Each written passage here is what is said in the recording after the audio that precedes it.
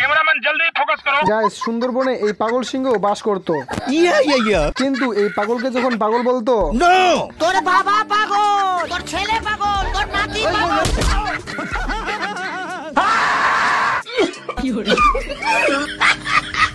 দেখো দেখো যন্ত্রটা দেখো। এখন নিজেকে জঙ্গলের রাজা অপমান করার জন্য চলে আসছে খরগোশ শিকার করার জন্য। আর খরগোশ এইদিকে আমারই এক সাবস্ক্রাইবের জমি থেকে গাজর চুরি করতেছিল, এইদিকে এই সিংহ খরগোশের দিকে আগাই দিছিল। গাইস এই যে দেখেন এই পাগলে কামটুকু করতেছেটা কি, মানে ডাঙ্গার মধ্যে সাঁতার কাটতে শুরু করে দিয়েছে। তো দৌড়ে এসে খরগোশ গর্তের ভিতরে ঢুকে পড়ে এবং গর্তের সামনে একটা দরজা বের করে দেয়। कौन है रे? सीआईडी वाले हैं, दरवाजा खोलो। तुम लोग कितना है? हम लोग 3 आदमी हैं। तो साले आपस से बात करो, मेरे पास टाइम नहीं है।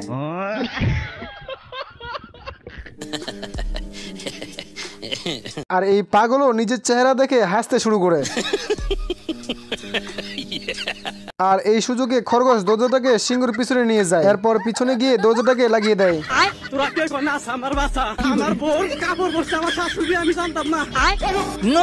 খারো বাতিজা, তোমার সন্দেহ আমি দূর করে দিতাছি।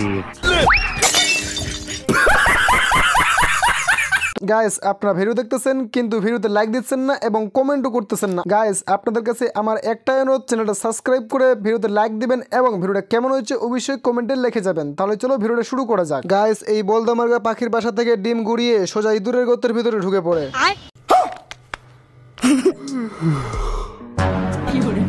ये सब क्या देखना पड़ रहा है? अच्छा है मैं अंधा हूँ। এখন এই বলদে তার নিচে ডিম দেখে পুরাই অবাক হয়ে গেছে।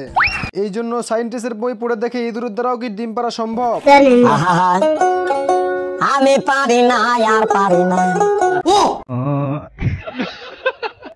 तेरा बाप यहाँ छोड़कर गया था कि तेरी माँ? তো যাই হোক ইঁদুর এখন থেকে বাজ পাখির পাখিকে পোষা শুরু করে। তো এইভাবে চলতে চলতে এক সময় বাজ পাখির পাখি বড় হয়ে যায়। সরায়া ব দয়স্কর দু ল আব্দুল।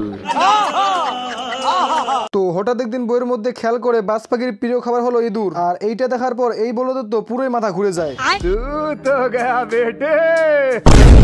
আমার মাফ করে দেন হুজুর, আমার ভুল হয়ে গেছে। আর তখন থেকে ইঁদুর নিজের সেফটির জন্য সেফটি পিন নিয়ে ঘুমায়। আর এইদিকে এই বাজ পাখিও কম চালাক না, এই মানে তো পায়ের আঙ্গুল দিয়ে আস্তে আস্তে ছুরি নিয়ে চলে আসে।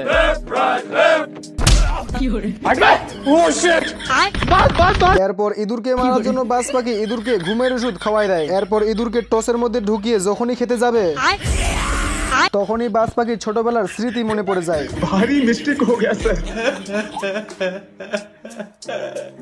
আমি কেন মরি না? গাইস দেরি হয়ে যাওয়াতেই এই মালে দৌড়ে এসে চেয়ারে বসে। তো এই কুত্তাকে দেওয়ায় এসএসসি পরীক্ষার খাতা দেখতে, তাও আবার 12 ঘন্টার ভিতরে কমপ্লিট করতে পারলে তাকে ছুটি দেওয়া হবে, চাকরি থাকবে না। কিন্তু তখনই খেয়াল করে দেখে ঘুড়িও তো এর থেকে স্পিড চলতেছে।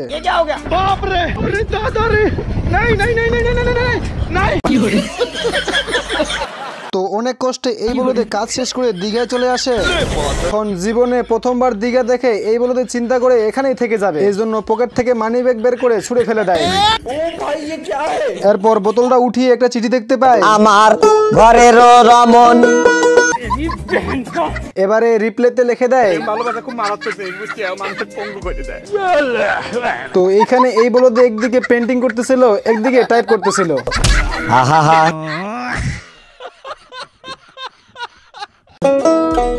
ये सब क्या देखना पड़ रहा है? बवाल चीज है बे।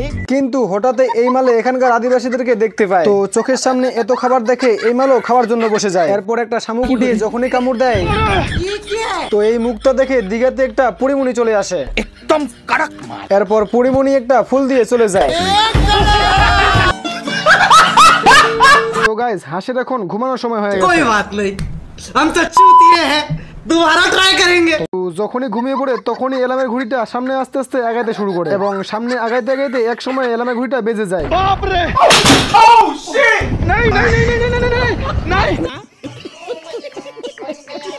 কি বলবো? তো একটু পর অনেক চিন্তা ভাবনা করার পর আবারও নতুন করে বিছানা করতে শুরু করে। এরপর যখনই বালিশে মাথা দেয়